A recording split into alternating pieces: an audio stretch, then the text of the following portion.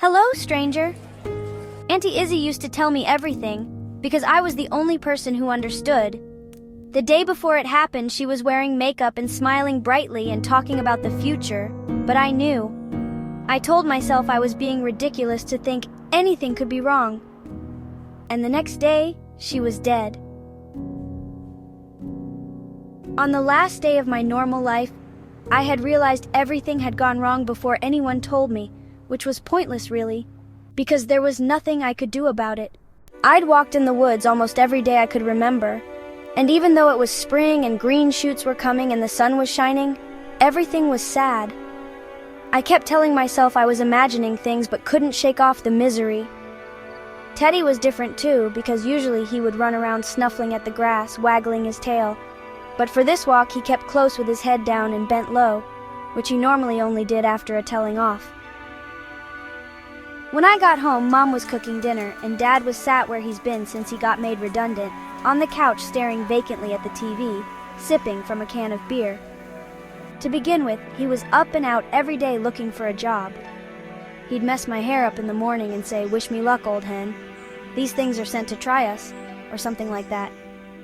He became a walking dictionary of all the weird things tragic people put on Facebook to make themselves feel better. Even the darkest night will end and the sun will rise. I've not failed, I've just found 10,000 ways that will not work. And the favorite, if at first you don't succeed.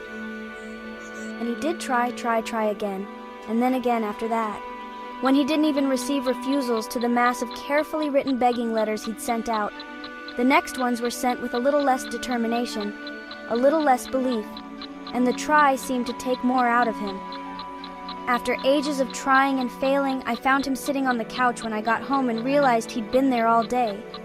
But the next he was up and back to normal. As time went by, the days he stayed on the couch were more than the ones he didn't, until it was all he did.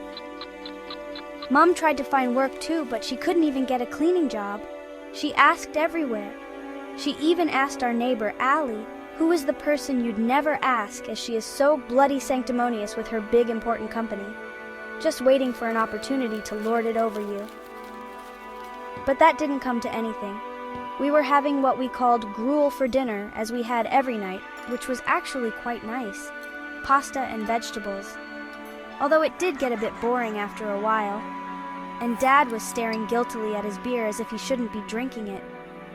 I went over and gave him a hug, and he punched me on the arm, which sounds annoying, but it wasn't. It was kind of a thing we had, and asked if we'd had a nice walk. I was starting to say how odd it had been when Dad's attention turned to the TV where EastEnders had been interrupted for a special announcement. It was one of those moments, you know, when you realize that something big is happening and time sort of stops and everything seems crisp. Dad shouted, "Patty, get here now! Something's going on!"